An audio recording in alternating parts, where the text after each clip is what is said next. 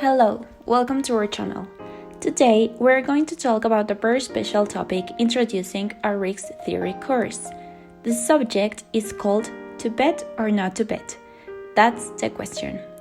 First, before introducing the topic, we would like to ask you, how does it sound to lose $1 every time you do not get doubles on 2 rolls of a fair die? For you to understand it better, we want you to remember that one die has 6 possible results. But if we roll it twice, then we will get 6 times 6 possible results, meaning 36 possible combinations. How would you calculate the probability of getting doubles? Well, that's easier than you think. Take in mind that the only way of winning is by obtaining the next outcomes, 1-1, 2-2, and therefore until 6-6, which are 6 out of the 36 possible events, meaning that the probability of not losing one buck will be 6 divided by 36, equal to 1/6. Hence, the probability of losing one buck will be 5/6. We will use the geometric distribution to model this phenomenon. So, with the parameterization of this event, we could have it described as the probability that we will lose until the first double die outcome appears. So, the probability of x equal x is equal to 1/6 times 5/6 to the x power, with x equals to 0, 1, 2, etc. For a better illustration, follow us with this example using a very simple tool, Excel. We start by writing the support of the random variable x. Then, we write the mass function represented as the probability of losing one buck. And in the next column, we write the probability distribution of the geometric random variable, and we accumulate the events until we get the probability of x less or equal to x equals 1, which is approximately in the range of the 70 and 110 simulation.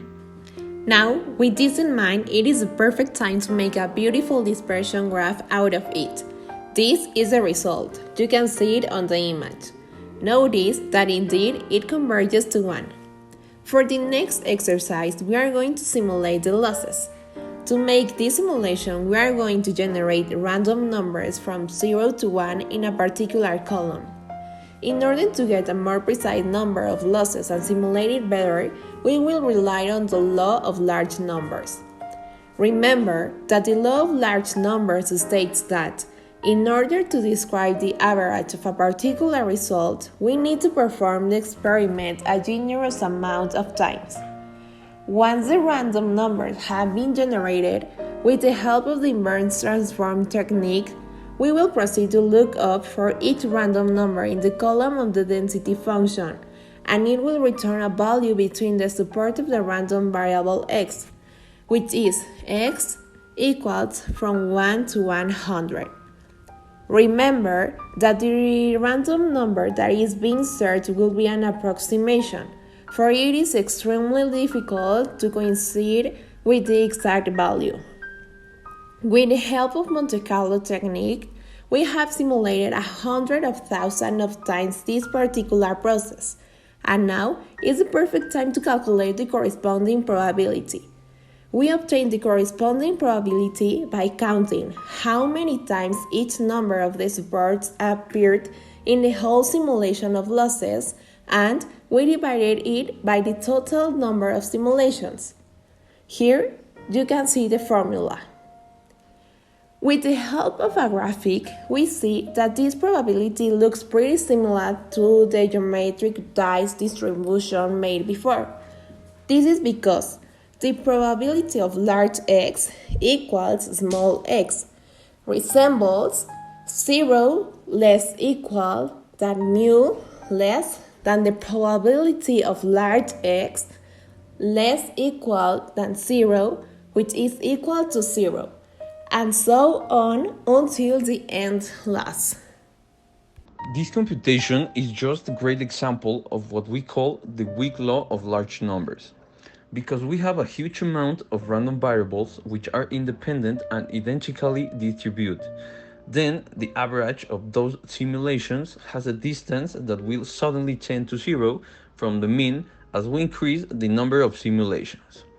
So the mean is equal of the summatory from n equals 0 to infinite for n times the probability of capital letter N is equal to small letter n.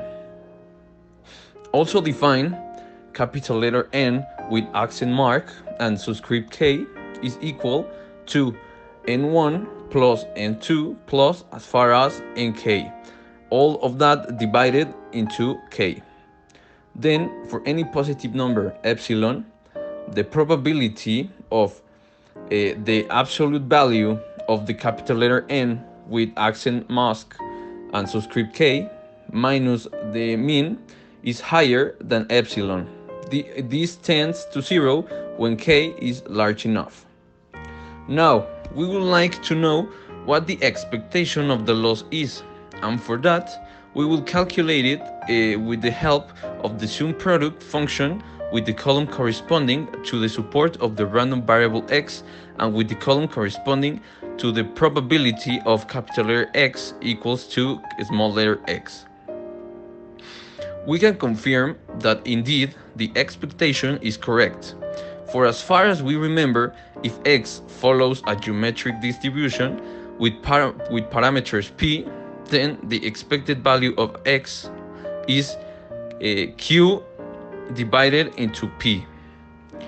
As you can see in the video, there are two other ways in which we can calculate the estimation as well, and we can see both are approximately 5. Suppose that someone asks you, what if you came with a few coins and you could charge for each series of trails? How much would you charge? This particular question will introduce a random process called the wealth process, which is considered a Markov process, and it consists of starting up with an initial wealth W0, and then we just add a premium, which is naturally the expectation of the random variable equals 5. And finally, we will subtract a random loss. With the help of a worksheet program in Excel, we will illustrate this process. First of all, we will put a row representing the time. Then, suppose we start with an initial wealth of, let's say, 2. To those 2 bucks, we will add up the corresponding premium, which again is the expected value of x that equals 5. And finally, we will subtract the random loss, which we have already computed. As we continue to do it at least 10 times, we draw a graph showing a random walk of the wealth process. Can we go out of business? Totally, because if we start with an initial wealth of 2, and then we charge the expectation premium of 5, and then we subtract the random loss, which sometimes is bigger or larger than that addition, we can totally go out of business. So what are we going to do to prevent this, and how large is the probability of loss? Please notice that eventually this process will lead an insurance company to go bankrupt, for it is not profitable at all because these numbers don't show stability. Remember that this is caused by a natural phenomenon we are exposed to every single day, called risk. And risk just happens to be random and natural. So what do actuaries do to prevent catastrophes such as this one? Suppose we have a timeline of 10 years, and we start with an initial wealth of 2 and a premium of 5. In time 0, we will put the initial wealth, and for the next 9 years ahead, we will put the initial wealth plus the premium minus the random loss with the help of the VLOOKUP function. We will simulate this process at least 10,000 times. Now, we will ask if we went out of business. We're going to do this by asking if the minimum of all these 10 wealths is below 0. If it is, we will ask to put a 0. If not, a 1.